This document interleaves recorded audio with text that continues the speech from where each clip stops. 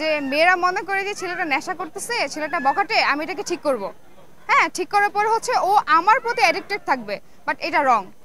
বিয়ে করব, সংসার করব, বাস, আর কোনো পরিকল্পনা আমার নেই। শুরুতেই বিয়ের কথা বললেন। হ্যাঁ, যাকে বিয়ে করবেন তার মাসিক স্যালারি অর্থাৎ ইনকাম কেমন থাকবে?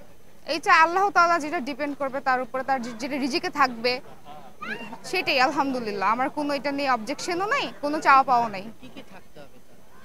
ভালো একটা মন, ভালো একটা ক্যারেক্টার।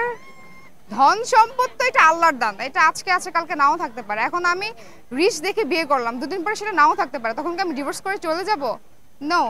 সো এটা রিজিকের উপর ডিপেন্ড করে, এটা নিয়ে আমার কোনো সে নাই।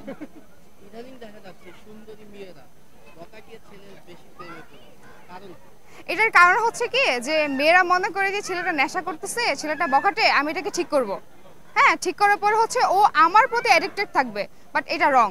যারা হচ্ছে নেশাগ্রস্ত, যারা হচ্ছে ড্রাগস নেয়, তারা কখনোই ঠিক হয় না। তখন দেখা গেছে যে বিয়ের পরে বিভিন্ন ব্যাপারে ঝগড়াঝাটি হয়, তারপর হচ্ছে আপনার মানে দুজনের মনের মিল হয় না, তখন সেপারেশন হয়ে যায়। এর জন্য বাংলাদেশে বর্তমানে ডিভোর্সের সংখ্যা বেড়ে যাচ্ছে দিন দিন। এই বিষয়ে আমি বলবো, একটা সুন্দরী মেয়ের ডিমান্ড থাকে কি, যে হ্যাঁ, আমি এখান থেকে যাওয়া মানে আমি অন্য কোনো জায়গায় ভালো জায়গায় মুভ করতে পারতেছি, তো তার একটা পাওয়ার থাকে। ঠিক আছে, এই কারণে তারা ভাবে যে ওকে, আমি এখানে ভালো নাই, মিল হচ্ছে না, আমি এখান থেকে স্কিপ করে আমি অন্য জায়গায় চলে যাচ্ছি। তো মেয়েদের মধ্যে এই প্রভাবটা আসার কারণে হচ্ছে মূলত ডিভোর্সটা হয়। এইটা হচ্ছে তার ভাগ্যের উপর ডিপেন্ড করে। অনেক ক্ষেত্রে দেখা গেছে যে সে ডিভোর্স দিয়ে খুব ভালো জায়গায় সেটেল হয়ে গিয়েছে, আবার অনেক সময় দেখা গেছে তার লাইফটা হেল হয়ে গিয়েছে। এটা অবশ্যই তার ভাগ্যের উপর ডিপেন্ড করে। এটা টোটালি রং। প্রথম প্রেম বলতে কিছু নাই, ভালোবাসা জীবনে একবারই আসে, সেটা হোক প্রথম, সেটা হোক শেষ। কিন্তু ভালোবাসার মতো ভালোবাসা আসতে হবে। ভালোবাসা তখন আপনার কাছে স্বর্গের মতো হবে যখন সেটা আপনি প্রপারলি পাবেন, আর ভালোবাসা তখন আপনার কাছে নরক মনে হবে যখন সেটা আপনাকে ধ্বংস করে দিবে। কতবার প্রেমে পড়া হয়? একবার। আর জীবনে তো না। আপনার কাছে ভালোবাসার ডেফিনিশন কি, সংজ্ঞা?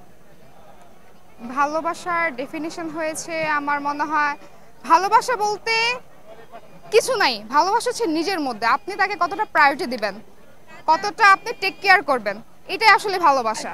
আমি ভালোবাসি ভালোবাসি বলেই ভালোবাসা হওয়া যায় না। আপনার বিহেভিয়ার, আপনার তাকে কিভাবে আপনি হ্যান্ডেল করতেছেন, তার উপরে আপনার ভালোবাসাটা অ্যাকচুয়ালি মিন করে।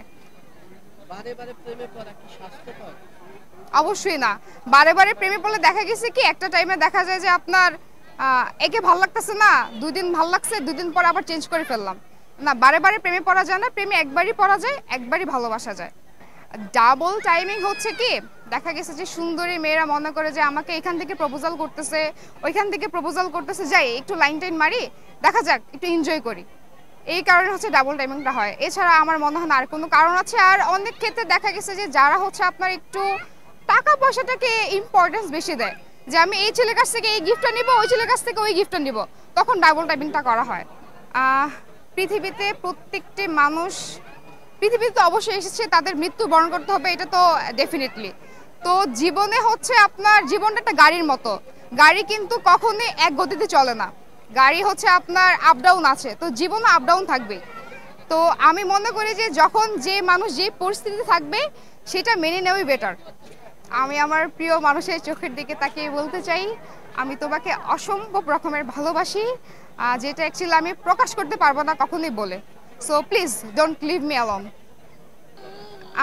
অনেকের কাছে হয়তো, হ্যাঁ, সব মানুষ তো আর একটা হাতের 5টা আঙ্গুল এক না, অনেকের কাছে হয়তো বন্ধু মানে জীবন, বন্ধু মানে সব, বন্ধু বন্ধুর জন্য জান দিয়ে দিচ্ছে, প্রাণ দিয়ে দিচ্ছে, বাট আমি আমার লাইফে এখন অব্দি ওরকম কোনো বন্ধুর দেখা পাই নাই। সো আমি যাদেরকে পেয়েছি আমার সামনে, হ্যাঁ বান্ধবী তুমি তো খুব ভালোবাসার মানুষ, আমার পিছনে গিয়ে সে আমাকে গালি দিচ্ছে। সো আমি মনে করি বন্ধুত্ব জিনিসটা মানুষের জীবনে ওয়েস্ট অফ টাইম। অ্যাকচুয়ালি বই মেলাতে যে শাড়ি পরে আসতে হবে এমন কোনো কথা নেই। আমি এর আগে শাড়ি পরে এসেছি, আমি ওয়েস্টার্ন পরে এসেছি, আমার যখন যেটা ইচ্ছা আমি সেটা পরে এসেছি, যেটা আমার কাছে কমফোর্ট মনে হয়েছে। বইমেলা আমার খুব পছন্দের একটা ওকেশন, আমি প্রতি বছরই আসা হয়। তো এইখানে হচ্ছে বিভিন্ন ধরনের মানুষ আসে, সবার মাঝখানে আমার ঘুরে বেড়াতে খুবই ভালো লাগে, বিভিন্ন রকম লেখকের বই দেখতে খুব ভালো লাগে, দ্যাটস ইট।